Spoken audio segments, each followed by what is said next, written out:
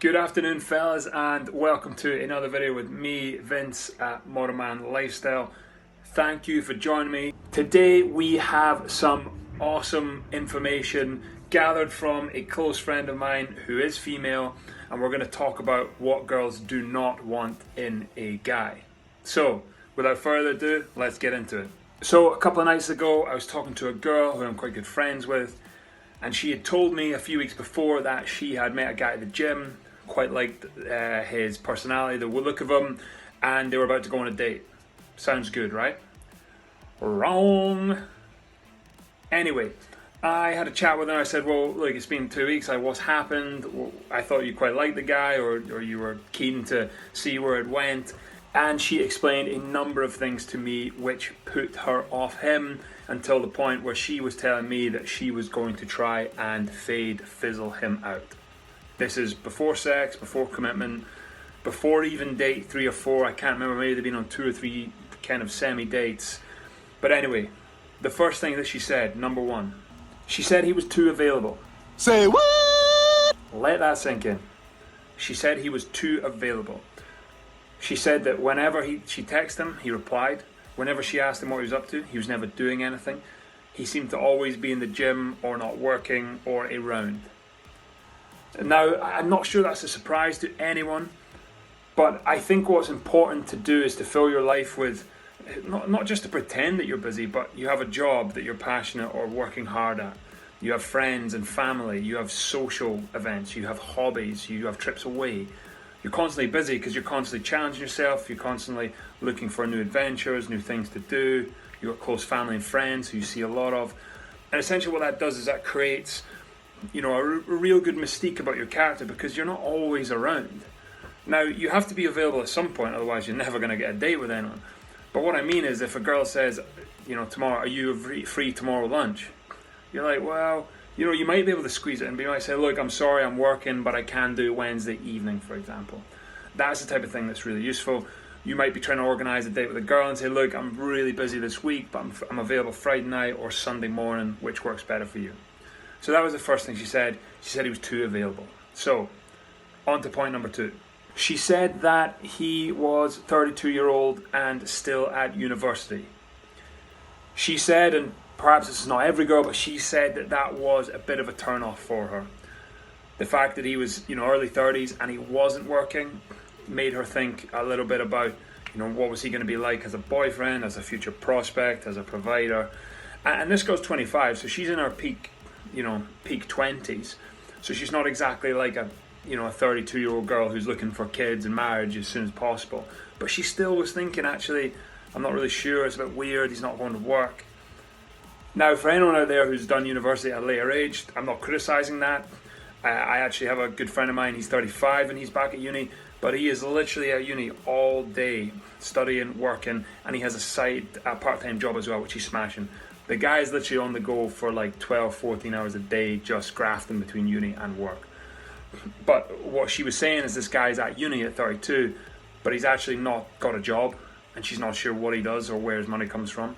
So it made her a little bit suspicious, and also it was a bit of a turn-off. And I think when it comes to that kind of thing, like when you're 21 and you're at uni and you're just flailing around, like you're going to be dating other girls who are also 21, and they don't care. Like if you're fun, good looking, good sense of humor, fun to be around, social, it's not going to make any difference. But as a girl gets older and as a guy gets older, they expect you to have your life sorted out. There's nothing less attractive for a girl than a guy who's, late 20s, early 30s and older, who has no plan, no focus, his life isn't set up and done well at that point.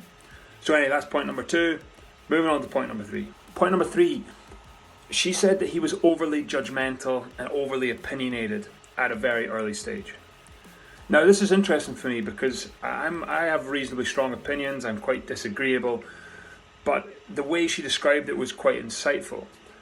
She said that he had strong opinions weren't an issue, but she said that they met at the gym and she is big into CrossFit and he's not.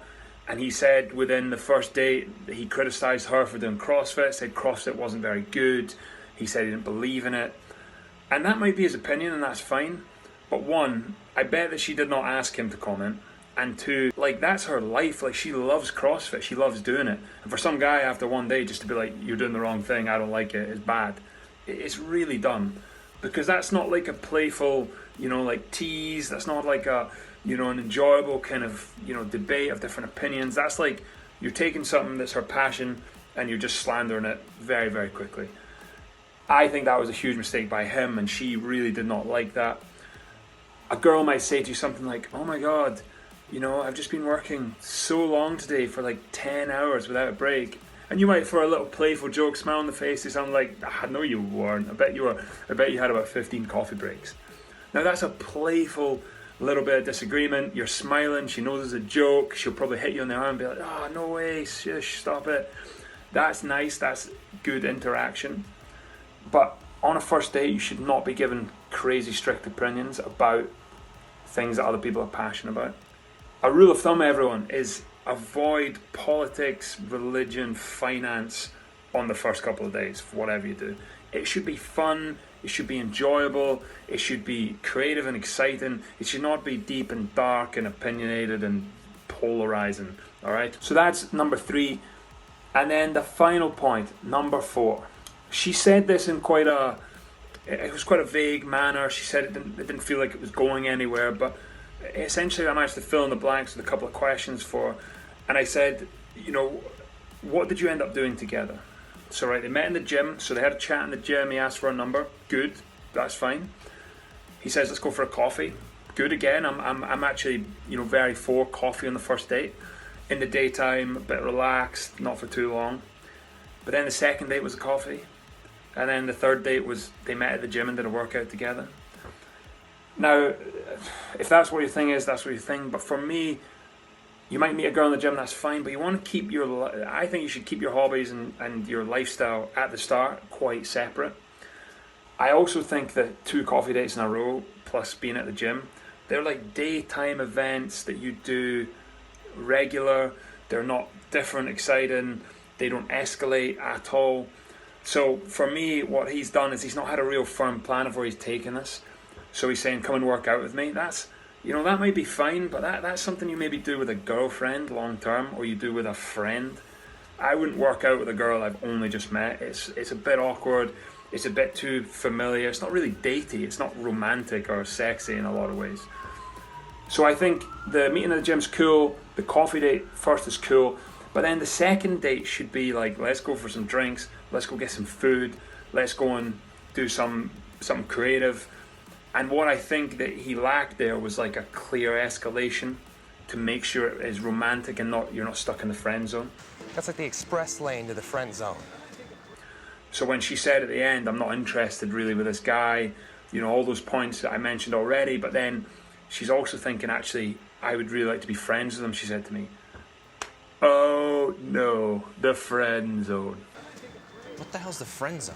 See, when a girl decides that you're her friend, you're no longer a dating option. And by not having a clear path of where the dates are going and where this is escalating to on a romantic, sexual chemistry level, you end up in the friend zone, just like this guy. So fellas, thank you again for joining me for this video. We're going to finish up there, but that's 4 points from a real life case, a girl who explained all of the issues she had with a guy she recently met, and that's really insightful. Try and take some of these and some of the solutions that I gave when you're going into the dating market.